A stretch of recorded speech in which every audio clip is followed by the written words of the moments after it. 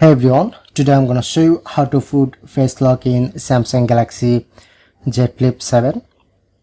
So open your settings, scroll down, click on lock screen and HUD option. Press on first option,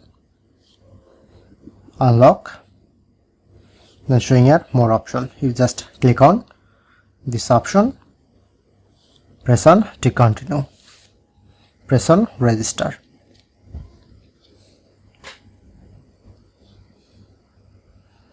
And move your face to direction.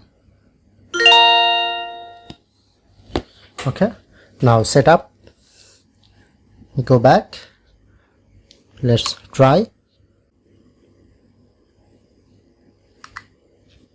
So that's it.